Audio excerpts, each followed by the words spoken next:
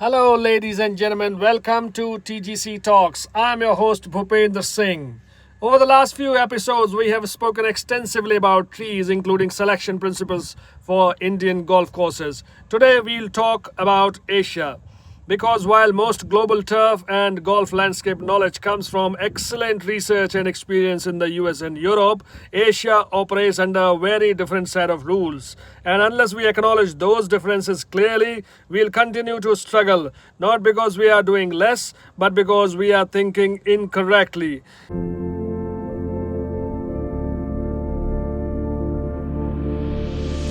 Let me begin with an uncomfortable truth.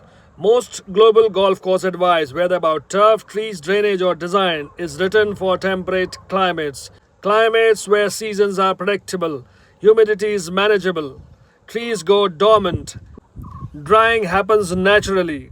Legal frameworks are uniform, and that advice works very well there. But Asia is not temperate. Asia is extreme. Asia is layered. Asia stacks stresses instead of separating them. Here, heat, humidity, rainfall, shade, wind, soil, and law often act together, not independently. So, when we apply imported solutions without questioning context, we often solve the wrong problems very efficiently. This episode exists to reset that thinking.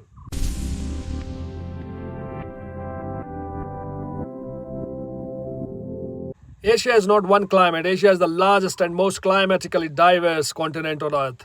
Within Asia, golf courses exist in tropical monsoon zones, coastal maritime belts, semi-arid interiors, deserts, subtropical plains, temperate regions, high altitude plateaus, and often multiple of these influences exist within the same country. This means Asia cannot have one turf philosophy, one tree list, one drainage logic, or one planting strategy. If we treat Asia as a single climate block, failure is guaranteed. So let us now look at Asia through a golfing turf lens, not a geography textbook. Large parts of Asia fall under the tropical monsoon zone. This includes South Asia and Southeast Asia. Here, the defining feature is not rain, it is persistent moisture. In these regions, rain arrives in intensity, humidity remains high, drying windows are short, trees grow aggressively, dormancy is minimal. The biggest mistake made here is assuming turf fails because of excess water in the soil. In reality, turf fails because water cannot leave the system fast enough. Trees play a major role in this, blocking sunlight, restricting airflow, trapping humidity, slowing evaporation. In monsoon Asia, the battle is not against flooding, it is against incomplete drying. And this is where copied temperate strategies collapse. Now let us move to coastal Asia. Here we add a new variable, salt exposure, storms and cyclones, wind-driven rain, year-round humidity. In these zones, trees are not just ecological elements, they are structural risks. Species selection here must consider wind tolerance, flexible branching, salt resistance, root anchorage. Dense ornamental canopies may look beautiful, but they often become humidity traps, storm hazards, maintenance nightmares. In coastal Asia, trees must help the coast breathe, not suffocate it. Subtropical Asia includes North India, parts of China, Japan, Korea. Here the challenge is seasonal contrast. Summers are hot and wet, winters are cool, cloudy, and often humid. For golf courses, this creates a critical issue. Winter recovery becomes limited. Trees that block winter sun, retain dense green canopies, trap moisture, can quietly weaken turf just when play pressure increases. In this zone, trees' mistakes made 20 years ago often reveal themselves only in winters. And because recovery is slow, damage compounds. And now we move inland. Here, the defining stress is water scarcity. Shade becomes valuable, but competition becomes lethal.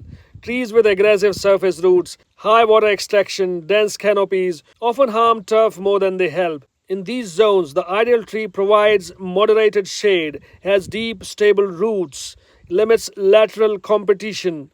Tree selection here is not aesthetic, it is water management decision. In West Asia and the Middle East, golf courses exist by design, not chance. Here, irrigation is artificial, evapotranspiration is extreme, soil chemistry is challenging. Trees act as microclimate modifiers, but every tree also increases irrigation demand, maintenance complexity. In arid Asia, trees must justify their existence functionally. They are climate tools, not decorative statements. The exceptions parts of East Asia and high altitude regions behave closer to European conditions, but even here, humidity spikes exist, rainfall patterns differ, soils behave differently. These regions reminds us of something very important. Even where Asia resembles temperate climates, it never fully replicates them.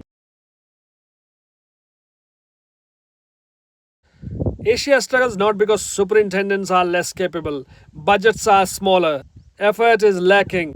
It struggles because decisions are borrowed, contexts are ignored.